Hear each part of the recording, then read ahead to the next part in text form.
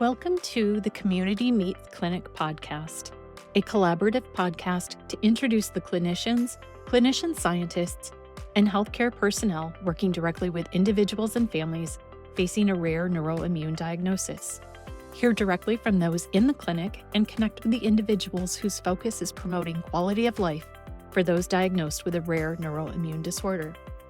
My name is Rebecca Whitney, Associate Director of Programs and Community Support with Siegel Rare Neuroimmune Association, or SRNA. Today, we meet two clinicians from Nationwide Children's Hospital Neuroimmunology Clinic, Dr. Kelsey Poisson and Dr. Camille Wilson. Dr. Poisson is a board-certified child neurologist at Nationwide Children's Hospital and Assistant Professor of Clinical Pediatrics and Neurology at The Ohio State University College of Medicine. She received her medical degree from Wake Forest School of Medicine prior to completing her child neurology residency at Cincinnati Children's Hospital Medical Center. She pursued a fellowship in pediatric and adult neuroimmunology at the University of Alabama at Birmingham in Children's of Alabama prior to joining the team at Nationwide Children's Hospital. Her clinical and research interests include pediatric neuromyelitis optica spectrum disorder, social determinants of health, transitions of care to adulthood, and long-term quality of life in pediatric onset multiple sclerosis. Dr. Wilson is a board-certified clinical neuropsychologist. She graduated with a doctorate in clinical psychology from the University of Maryland, Baltimore County. She completed a predoctoral clinical psychology internship and postdoctoral fellowship at Nationwide Children's Hospital with a specialization in pediatric neuropsychology. She is an assistant clinical professor in the Department of Pediatrics at The Ohio State University. She is actively involved in clinical research to better understand neurocognitive and psychosocial functioning of individuals affected by neuroimmune diseases. She cares deeply for helping patients and families learn how to navigate their diagnosis to achieve the best outcomes at home, school, and their community. Thank you so much for joining me today, Dr. Wilson and Dr. Poisson. I'm really excited to be able to have you both online today and to learn a bit more about you, as well as the Nationwide Children's Neuroimmunology Clinic. So we'll start with Dr. Poisson. If you can tell me a little bit about yourself and what led you to pediatric neurology and in particular neuroimmunology. Yes, so I was always someone who really liked to get into the nitty-gritty of things. I think, really thinking about the molecular mechanisms underlying disease, and that, really transformed over time into learning about the immune system and its impact on disease.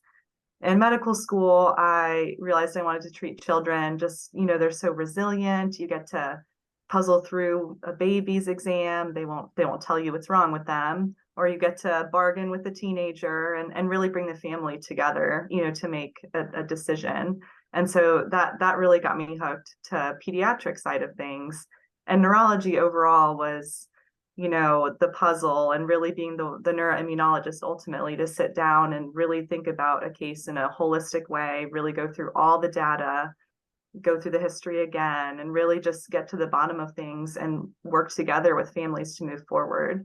And that really just unified a couple of my desires to really be there when kids are really sick in the hospital, that really sick autoimmune encephalitis patient, and then get to see them in follow-up and watch them grow and recover over time. And so just really being there in the scariest moments and also the victories at a later time really got me pretty addicted and just loving this field.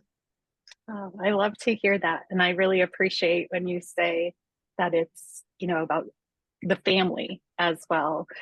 I think that's the case with any one of these diagnoses, but particularly in pediatrics, it certainly is a diagnosis that impacts the entire family. So thank you.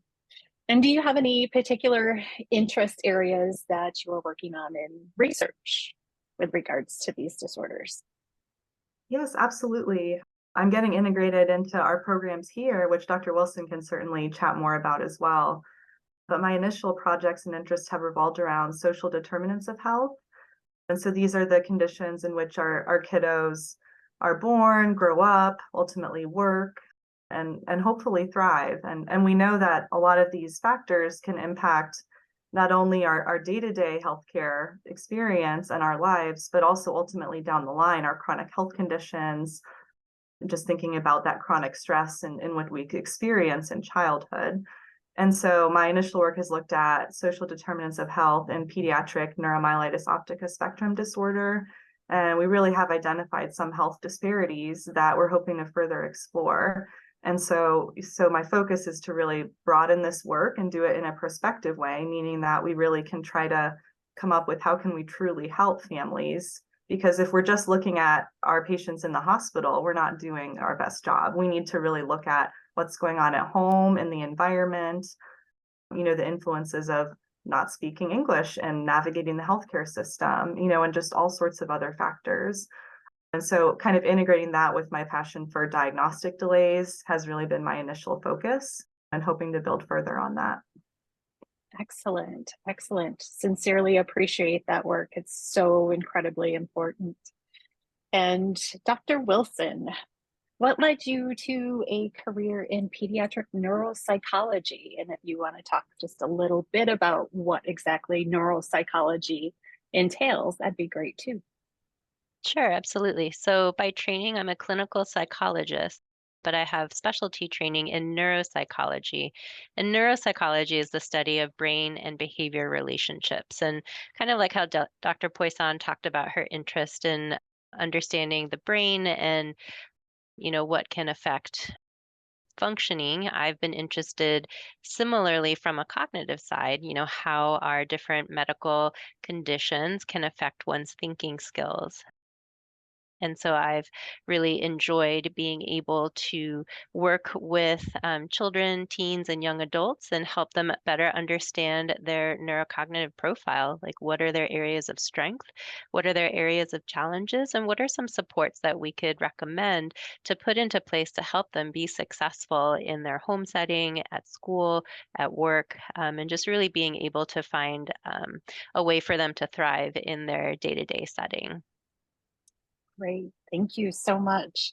And do you have specific areas or concerns within the rare neuroimmune disorders that have piqued your interest in neuropsychology? Absolutely. I think as many of us know who live in this world, it's not common diagnoses that we see every day. And I think for many of our individuals diagnosed with a rare neuroimmune disorder, there's a lot of questions that we still don't understand. We don't always know who may go on to have a relapse, what the course may look like for an individual diagnosed with a rare neuroimmune disorder. And my own personal interest has been to look at long-term outcomes from a neurocognitive perspective of people who experience events that have a neuroimmune basis. And so some of our research that Dr. Poisson and I are working on together are to look at some of the ways that the brain recovers and heals after these acute episodes and how that recovery can affect, one's thinking skills and how we can better understand supporting individuals who may have areas of difficulty and thinking about those long-term supports for them as they go back out into their community and function. Great. Thank you. I really appreciate that work. It's something that's often overlooked, especially if the diagnosis may not necessarily have included specific areas of inflammation in the brain, but we know that there's still a component of cognitive function that needs to be considered. So thank you. Yeah, absolutely. I think it also encompasses, not just the cognitive, but also the social and emotional. Like Dr. Absolutely. Poisson and you mentioned, I think a diagnosis of a rare neuroimmune disorder affects everyone in every part of their life, right? It's not just the physical body, but it affects, how they relate to themselves in their home setting, with their family members, with their friends, and their schools. And so that's a large component of what we're also interested to better understand is sort of that psychological and social component as well. Great. Thank you. And can you share more about your specific neuroimmunology multidisciplinary clinic team? What other specialists might a new patient expect to see? if they have an appointment with you? How does a new patient typically get connected with you, and what might that look like? Dr. Wilson has been here longer than I have, and can certainly comment too. But I can address what I'm trying to kind of implement here is that transition from those patients that we meet in the hospital for the first time. How do we establish that connection and that collaboration with the team in the hospital so we can meet families when they're at those scariest moments, right? And be a part of the workup, a part of the recommendations, but also ease that transition to that first clinic visit, which can be very overwhelming in meeting all of us. So that's part of my role, is the patients specifically that are admitted into the hospital. And so that's where some of our patients come from. Some of our patients will come from pediatricians or from other neurology providers who want a subspecialty opinion as well. And then Dr. Wilson, would you like to talk about all the different providers in our clinic that has been built? Yeah, absolutely. So we have a multidisciplinary clinic where when a patient and family first come to our outpatient clinic, they meet multiple providers, including our neuroimmunologists like Dr. Poisson and Dr. Magana. We also have our pediatric rheumatologist who will also evaluate children from that autoimmune perspective and provide that level of expertise. We have a pretty strong psychosocial presence in our clinic that includes pediatric psychology, psychiatry, and neuropsychology. And so we're looking at all different aspects of an individual's level of functioning from a psychosocial and cognitive perspective. We also have our pharmacist who will consult with families about medication treatments, help kind of facilitate the approvals and sort of the logistics around that, and answer any questions families may have around some of the medical treatments of choice, those disease modifying therapies, and help families better understand what are those options and what do those look like. So that's our core there. And we also have a wonderful nurse coordinator who really is the hub of our clinic, and she keeps things, keeps us all on our toes and really helps facilitate, I think, strong communication with our families. And so I think we've been very lucky to have Angel and Allie both in our clinic who kind of help kind of be the heart, I think, of it all, within our team. Yeah. And I will say, this psychosocial focus was the reason that I came to Nationwide Children's Hospital. It is rare that you find a clinic like this one where patients can really see multiple providers in one visit and address what's really impacting their quality of life the most on a day-to-day basis. A lot of our kids, yes, they're trying to understand a new diagnosis, but what's really important to them may be very different from what's important to me in terms of let's start a medication. And, just having all of us together in one room to really address the most basic needs and the most important needs of our children and their families and our young adults is just wonderful. And I feel very blessed to have joined the team here. Yes. I love how it is unique in that way, where there is such a focus on, like you said earlier too, that holistic approach. It's more than just a neurological diagnosis. It's more than just, are we going to have to be on long-term therapies? What does this mean? It impacts every aspect of life. So thank you. Yeah, I think that's a nice way to put it, Rebecca, of, we treat the person, not just the disease, and really making sure that, each team member brings that level of expertise that enriches the discussion with families, but also with one another, so that we're really thinking about these different pieces to provide that highest level of care. Yes. And talking about, working with families and children, these disorders can be life altering. It changes things for the child, the individual diagnosed, the parents, their siblings. And I can imagine as clinicians, especially when you're dealing with so much unknown with these disorders as well, that it can be incredibly difficult. So how do you as individuals take care of yourselves? How do you stay grounded? How do you re-energize so that you don't lose yourself in the emotions and sometimes the the trauma of these diagnoses along with children and their families. You want to start, Dr. Poisson? Sure. And I think it is such a great question, because it can be difficult at times, right? But I think that, the people that have gone into a field such as this do it because we have a passion for caring for children and their families, even in the darkest of times. And I think that can lead to some moral distress, when we're in the thick of it with our families. But I think what really is important, for me, and I derive so much meaning from walking that journey with our families. And so it is distressing at times, but it's remembering the meaning of, even if we're dealing with a permanent disability, even, the potential for death, that we are walking that journey and that we are making the difference that we can, and making sure, even if it's not that we can fix, what's causing a disease, or we can't, give a cure, we can walk that journey and make that journey a little bit less difficult. And so I think that's really important in how I kind of conceptualize what I do. But it is important, outside of the hospital too, to take some time. For me, being outside is what I like to do. And so whether we're just hiking locally or, every so often my partner and I have to recharge, and we'll take a big trip. My favorite trip was when I went to Europe to hike the Tour de Mont Blanc. So it's a 10-day backpacking trip through France, Italy, and Switzerland. And so those are the things that I like to do. But I know that as long as anyone can find the things that they're passionate about, it really helps.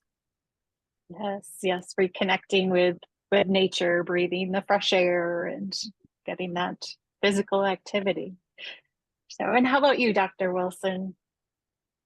Yeah, I think it's such a thoughtful question about what does self-care look like. I think, as providers, we're often teaching our families how to take care of themselves, in the midst of what can be a very difficult diagnosis, and recognizing that for many of our families, this is a marathon, it's not a sprint, that this is something that they may be living with a long time, and figuring out how to pace themselves. I think, even in the hardest moments when, symptoms aren't remitting, or we're seeing a lot of impact from the diagnosis, I think it's been so inspirational to work with families who want to rally around their loved ones, who want to support each other. And I think that's often been a tremendous source of encouragement, and ways to find something to celebrate. Even in the hardest things, sometimes we can find something really great to celebrate, like someone laughed for the first time, or they're taking those steps and getting stronger and stronger. I think I had a dad come to me one day and say, my kid ran, the other day. That was so great. They had so much motor difficulties after their hospitalization. It was wonderful to see some of that progress in PT. And so I think finding ways to celebrate those moments with families, and being able to highlight that, I think has been tremendous for me, to remind me that there are often ways, even the small things, that we can celebrate with our families. And I think, like Dr. Poisson said, it's so key to know how to recharge yourself too, and to recognize when you might need to just pause, and because I think we're all deep carers, that we wouldn't be in this field if we weren't in the helping profession. But to recognize when it's time maybe to take a break from, the hard, and to do things that kind of feed your soul. And so for me, that's a lot of art and being outside. So, finding ways to create beauty, or create, things that will be loved and appreciated by other people. So I like to knit, I like to quilt, but I also love being active in the outdoors too. So I think both of those feed different parts of me and help keep me feeling balanced. Yes, I love that. I particularly love that you love to knit. I'm a knitter as well. I love it. So thank you both very much for sharing that. And you have a special event coming up here on September 9th. It's the Neuroimmune Family Education Day. This is going to be the second year that you've put this day on, and it's coming together pretty impressively. I love what you've all done so far. Can you share a bit more about the event, the intended audience, how it came to be? and what families may expect from the event by attending. Yeah, I'm happy to start, and then Dr. Poisson, if you want to chime in with other thoughts too. So our Education Day really came from a desire to help our families connect with one another, recognizing that sometimes when you're navigating the journey of a new diagnosis, it can feel really isolating, and you might feel really alone or, not sure of where to turn. And so we wanted to help provide families a way where they can come connect with your providers in a unique, less formal setting, but then also to connect with other families, teens, children, parents, and caregivers so that they can kind of connect with one another and kind of have a shared time to learn more about neuroimmune disorders and care components, but then also to share experiences with each other to really create a sense of community. So for this one day event, we're welcoming any individual who has been diagnosed or has a loved one with a neuroimmune disorder, and they are invited. We're inviting everyone from school-age children into adulthood. We're welcoming parents, caregivers, anyone who wants to learn how to better understand what it means to live with a neuroimmune diagnosis and how to better care for one another in this process. So we'll have a variety of speakers. And Dr. Poisson, do you want to talk a little bit about who will be coming and kind of what that'll look like? Absolutely. And so first of all, I'm just so excited to join this effort. This is something that was started last year before I arrived, and we've been even able to build upon that and grow this event and try to, provide education for even more families and connect even more families. And so in terms of our focus, it's kind of a broad focus, right?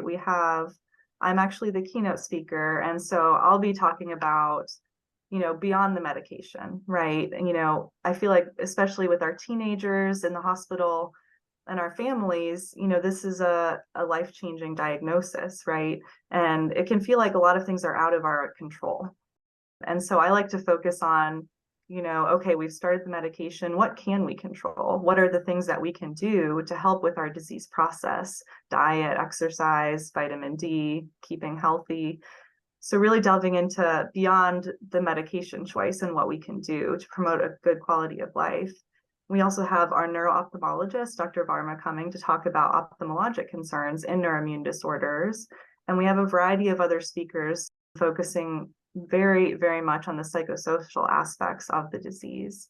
And I think most importantly, we have a patient panel. And so we're having patients come not only from our institution, but from outside our institution to really talk about their experience, going through these diagnoses and the day-to-day themselves and with their family.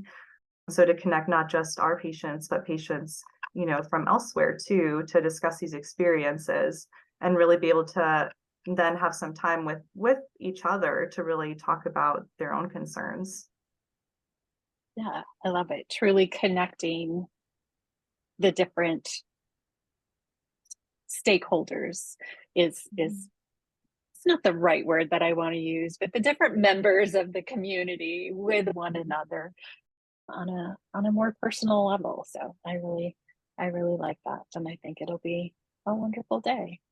So And Yeah. Rebecca, one of the things I love, sorry to interrupt, I just That's wanted to okay. add, I think we're really excited to partner with you all because I think SRNA shares that vision of creating a community and connection for our individuals diagnosed with a neuroimmune disease. Just to have that collaboration and partnership with you all has been tremendous because I think you all share the same heart and passion with us. And so I think it's been a really nice synergy to put those together. We've invited some other organizations, family-facing organizations who also support families diagnosed with a neuroimmune disorder. So we're excited to kind of bring all of these folks together into a space where we can be talking, sharing, laughing together, and just really talking about some of the big questions that people may have about their care now and going forward. Yes, Right. And yes. as you mentioned, going forward, Dr. Wilson, my training also focused a lot on adult neuroimmunology. And so a passion of mine is transitions of care. And that's a huge focus of our clinic, through a program starting at age 12 to really prepare our kiddos for when they're into adulthood and when they're kind of taking charge of their healthcare journey. And so a large part of our programming is, directed towards young adults, but also our teenagers, and including our colleagues at Ohio State University Medical Center in the MS Center and the Neuroimmunology Center are coming over to also explain their role and to talk about the transition process and, what that means going forward and how we can support our patients and families. That's great. That's such a key component of pediatric medical care in general that is so often overlooked is, yes, we're focused on these children right now as they are, but they will become adults and they will need to take charge of their own care, make those decisions. And speaking as a parent who's gone through some of those transitions myself, it's a starkly different world in the realm of adult medicine. So that's awesome that you have a focus there. And I think that Education Day, just being able to have that and talk about that openly with kids and parents is a really unique opportunity. So hopefully we'll have the chance to help some additional individuals kind of take the lead on moving through those transitions that can be so difficult. But well, thank you both so much. And one other thing I just want to make sure so that anyone who's watching or listening understands when we talk about rare neuroimmune disorders. So as SRNA, we advocate for acute flaccid myelitis, acute disseminated encephalomyelitis, MOG antibody disease, neuromyelitis optica spectrum disorder, optic neuritis, transverse myelitis. But it can also include individuals diagnosed with autoimmune encephalitis, multiple sclerosis. Are there any others that you see that are in that rare neuroimmune disorder space that you would welcome joining for that Education Day? I'd say absolutely. And so myself and Dr. Dries, our rheumatologist, see patients that with rheumatologic conditions, so autoimmune diseases that can affect the body, but that sometimes that brain is that innocent bystander of that autoimmune disease. And in rarer cases, the presentation with the neurologic symptoms can be the initial manifestation of a systemic or, an autoimmune disease elsewhere in the body. And so, things like sarcoidosis, lupus, those types of conditions, we also see in our clinic and I have experience with and would welcome at our Education Day as well. Awesome. Thank you so much. And did you have anything else you wanted to add, Dr. Wilson? No, I think Dr. Poisson captured it well. All right. Well, thank you both so much. I look forward to seeing you in person in a few weeks. And for anyone that wants to get in contact with you all or with the Neuroimmunology Clinic, we will have a link along with this podcast on YouTube and anywhere else anyone listens to podcasts directly to your profiles at Nationwide Children's. Thank you so much. Thanks, Rebecca. Thank you It's for great to having join us. you.